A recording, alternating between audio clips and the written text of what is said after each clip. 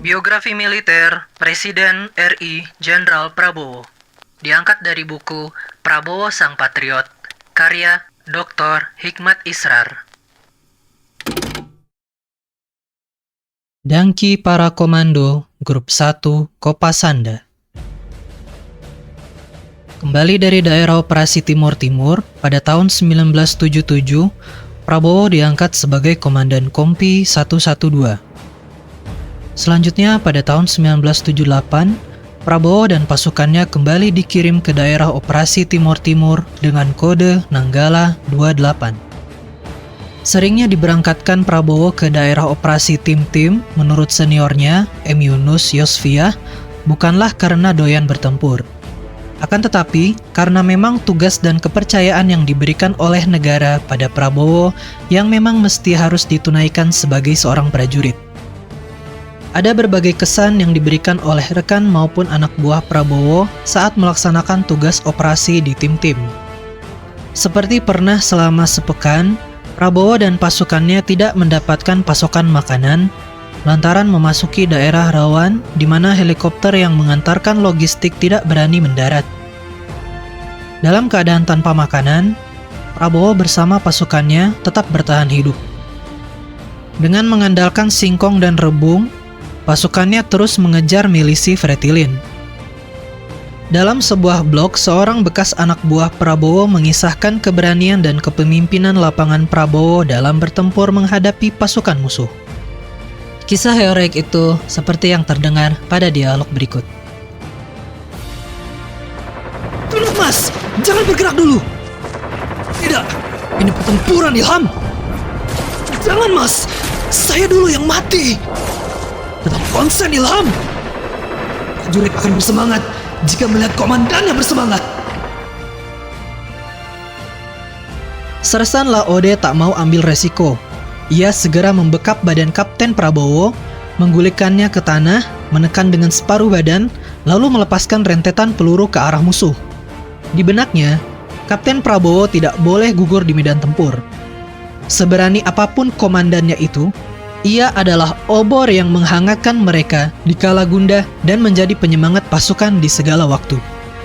Sersan Laode tak habis pikir, pemuda gagah yang menjadi komandan kompinya itu seolah memiliki nyali yang berlapis-lapis.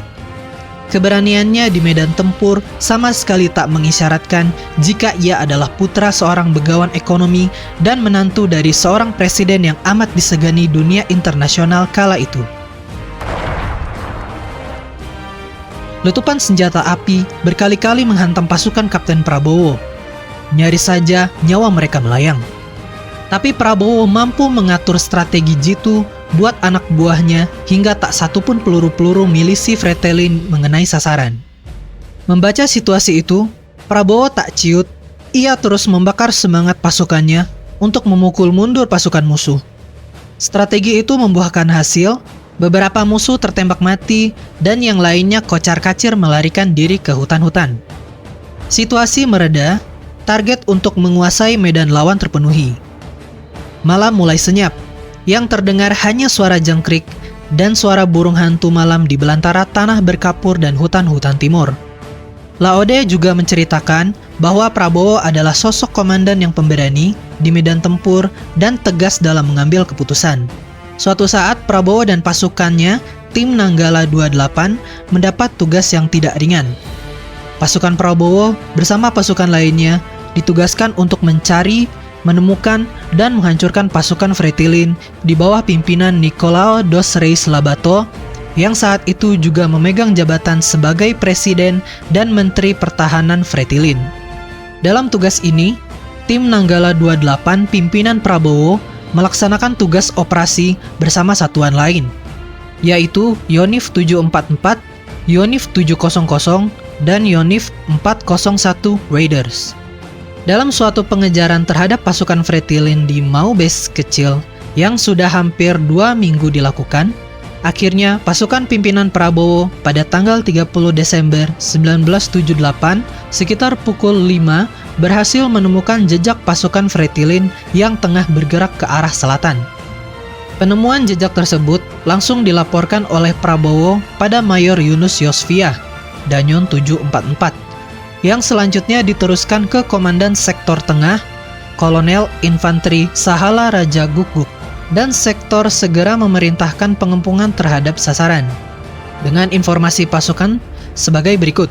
Tim Nanggala 28 di sisi utara, Yonif 700 dan Yonif 401 di sisi timur, Yonif 744 sebagai ujung tombak serangan. Selanjutnya, pada tanggal 31 Desember 1978, bertempat di Lembah Minelo, berlangsunglah War Contact, yang seru antara TNI melawan Fretilin. Perlawanan Fretilin saat itu terbilang kuat, karena dalam kelompok tersebut ternyata juga terdapat Nicolau Lobato, sang presiden dan panglima Fretilin. Dari War Contact tersebut, sejumlah musuh tewas. Setelah pertempuran reda dan dilakukan dengan pembersihan, korban demi korban diamati satu persatu. Maka, di antara mayat yang berhasil ditembak Sersan Maudobe, anggota Yonif 744, terhadap mayat Nicolau Lobato. Mayat Nicolau Lobato berhasil dikenali oleh prajurit 2 Guterres, Tamtama pembawa radio. Dalam pengejaran ini, dilibatkan pula satuan helikopter yang mengangkut secara mobil pasukan. Keberhasilan Prabowo memimpin tim Nanggala 28 dan kesuksesan pasukannya bersama satuan Yonif 744, Yonif 700, dan Yonif 401 tersebut dalam mengakhiri petualangan Presiden Fretilin Nicolau Lobato tersebut disambut sukacita oleh segenap prajurit yang bertugas di Timur Timur, juga oleh masyarakat Timur Timur, dengan harapan ke depan tidak ada lagi GPK Fretilin mengganggu keamanan penduduk. Bahkan, ucapan selamat dan penghargaan juga disampaikan oleh Presiden Soeharto. Ucapan itu disampaikan melalui Menhankam Pangap Jenderal TNI Muhammad Yusuf pada 1 Januari 1979 yang langsung sengaja datang menggunakan helikopter ke pedalaman Tim-Tim, di mana Prabowo dan pasukan yang telah berhasil berada di area itu. Selanjutnya, dengan keberhasilan tersebut, maka anggota Nanggala 28 pimpinan Kapten Prabowo Subianto pada tanggal 18 Januari 1979 memperoleh anugerah kenaikan pangkat luar biasa yang dilakukan dengan upacara sederhana di foto besi pedalaman Tim-Tim. Membina kehidupan rumah tangga. Sekembali dari daerah operasi Tim-Tim, Prabowo Subianto melangsungkan pernikahan dengan Siti Hediati Haryadi Titik Soeharto yang sudah ia kenal dan berpacaran sekitar 2 tahun. Meski putri seorang presiden, Titik adalah seorang gadis yang rendah hati dan sopan serta jauh dari sifat menyombongkan diri. Karena sifatnya tersebut, ketika ia menjadi mahasiswi di mana Profesor Sumitro Joyo Hadikusumo menjadi dosennya, Profesor Sumitro tidak tahu kalau Titik adalah salah seorang putri dari Presiden Soeharto. Acara perkawinan antara Prabowo Subianto dengan Titik Soeharto dilangsungkan di Taman Mini Indonesia Indah, Jakarta pada tanggal 8 Mei 1983. Dari perkawinan Prabowo dengan Titik tersebut, mereka dikaruniai seorang anak laki-laki yang diberi nama Regowo Hedi Prasetyo Joyo Hadikusumo yang akrab dipanggil Didit Prabowo.